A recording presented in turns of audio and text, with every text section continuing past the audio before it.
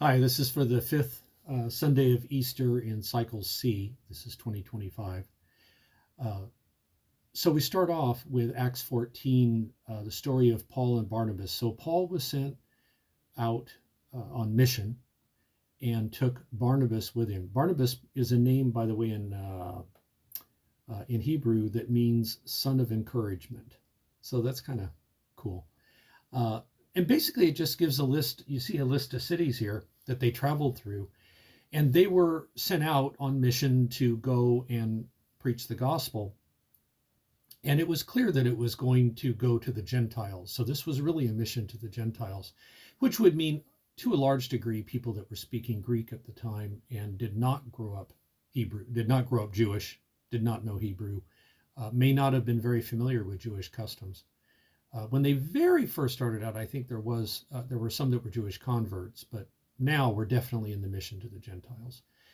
So what they're really doing is setting up the early church as we know it today, meaning that it's primarily not uh, an extension. How can I put this? It's primarily not Judaism plus Jesus. It's really going out and preaching about Jesus and offering people baptism and then to live the life of a Christian. And to that means having Mass, although they didn't call it back then, but the Lord's Supper, which some call the love feast, which now we don't use. But anyway, so it says, they went out and encouraged them. They appointed elders for in each church. So every place they went, they found people that really seemed to pick up the message quickly, had depth of understanding well enough to make them kind of there as their representatives, but really there to be the heads of that church. This is very, very early on. This is the very beginnings we're reading about here. An interesting thing is that there are some that will say that Christianity spread by force of by force of army, but that was not the case here. And I've actually had people say, "Oh yeah, there was an army behind them." There was no army here. These two guys went out, preached the word, and then managed to survive. That was not so easy a little bit later on, but they were able to do this without getting much opposition from the Gentiles. Now, when they came in conflict with the Roman Empire later, where the Roman Empire decided they wanted to put an end to this, that's another matter. But that was still a little ways off. Let's see, from this time, we're looking at another, maybe this is about 20 or 30 years, maybe. 20, 15 to 20 years before the persecutions really started. Okay, I'm taking too long at this, sorry. So there you go. So you're seeing the what comes from the gospel. The first reading relates to the gospel generally, and it may not be obvious right now, but they're out establishing the church, and the church was established to fulfill the one commandment Jesus gave. You had the 10 commandments before, you had 600 and something laws in the Old Testament. Jesus said, it's the first two, love God and love your neighbor. But then you're going to see in the gospel today, he's going to say there's ultimately just one. So, responsorial psalm, praising God for his mercy and everything, to humans, to people, to the children of Adam, it says in the psalm, does not say just to the Jewish people. Like last time, we're seeing that this is a promise to all people.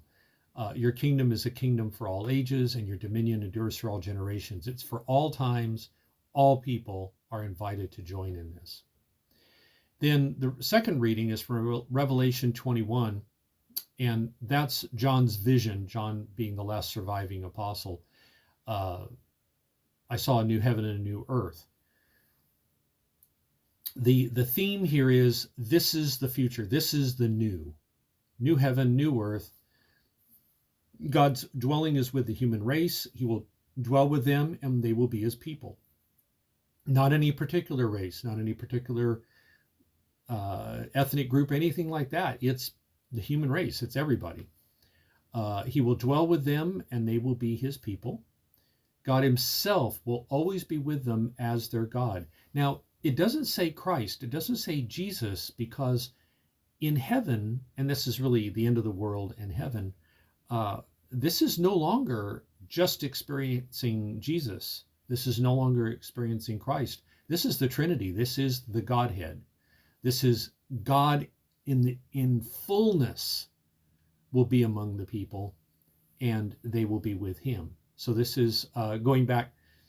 I've shared some of this with some of you about the poem Paradiso by Dante Alighieri. What is it? Actually, this is fitting for this. Legato con amore in un volume giace per l'universo si squaderna. That in his poem, his great poem, he says, bound together when he looked into the Trinity, bound together with love, in one volume, in one book, that which through the entire universe is scattered. The idea that everything that God created has now been redeemed in heaven, in the end of the world. Everything that God has ever created has been redeemed and now is really, in a sense, as it always was, within the Trinity, within God. And here you see that the people are there and that we are at that point in the heart of God. It's really very beautiful. Sorry, it's a little poetic discourse there. But the key here, in the second reading at the end, the one who sat on the throne said, "Behold, I make all things new." Okay, so now we see this, and the gospel is very short. After Judas had left them, this is at the Last Supper, John 13, 31 to 35 roughly. Judas is left now. Now it's just the ones that are going to go forward with Jesus. That's all he's got now at the table. Now is the Son of Man glorified, and God is glorified in him. My children, I will be with you only a little while longer. I'm not reading the whole thing. I give you a new commandment. Before he said the most important of the 10 commandments was to love God and love neighbor. But now he says, I give you a new commandment, love one another. Now, what happened to, loving neighbor? I get that. Why? What happened to love God? What's going on with that? Go back to Revelation. God's dwelling is with the human race. This is going forward. He will dwell with them. They will be his people. God himself will always be with them as their God. So now when you get down here and Jesus says, I only need to give you one commandment. The new commandment is love one another. If you're loving one another, you're loving God, because our vision from the Apostle John in Revelation is that we are all together and we are all in God. So we can't love each other, as Jesus says, love one another, without loving God. And we can't love God without loving one another. Those things are now bound up perfectly, and now we have a unity. Now we have, it's just us and God together forever. And we can begin that in our lives now to a large degree. If we love one another, if our brothers and sisters, if we love one another, then it comes very naturally to love others that are not necessarily of the faith. It becomes natural to love everyone because we don't know who's going to end up with God. And so if that's the case, it's better to err on the side of love and to love everyone. We should never hate anybody. But it's, saying, don't hate anyone is kind of a negative way to look at it, because you can not hate anybody, but not care either. But when Jesus says love one another, that means take action, and it means actively seek the good of others. Pray for the good of others, take action for the good of others. Truly desire it from the bottom of our hearts, the good of all. Even the bad, we can still love them and wish the best for them. It doesn't mean for them to continue in their badness. It doesn't mean for them to be successful at it. It just means that we pray that they will find joy with God, however bad they are. And that is their ultimate happiness. A little example of this, I gave a class, a little set of lectures at a local high school, public high school, so I can't talk about God or anything.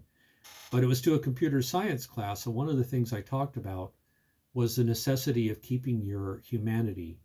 That in work, don't let work be everything for you. If you work with computers, don't think computers are going to solve all the world's problems. We need to deal with other people as humans. And I talked about how I manage, how I work with people at work. And I don't make a big deal out of my faith, but my faith is the reason that I love them, and they know they're loved. And when I talk to the high school students, I don't have to say I love you, but they know that they're loved by the respect I show them, by the way I answer their questions. Even relating to them, I don't talk down, I don't belittle them. Whatever question they ask, and they ask really hard questions, really good questions, I'll tell you. But I think they ask those questions because they feel comfortable, and they're young enough that they can still read people a little bit. Sometimes people think of the young people as being naive and that they can't tell. It's the older people, in a sense, that get conditioned to not look at what's painful. But the young people look at what's wrong and they're offended by it. They're bothered by it. It makes life very hard for them, but it's better for them to be like that and be aware. That was a little digression too. But the point is that they respond to love. And in the class, you can tell, they love it. Every year I go, and it's different students most of the time. And the teacher tells me they really, really enjoy it. So that love, when we love one another, let the love spill over into everybody else. Let it be that as God is love, since we're in God, let us be love. Thank you.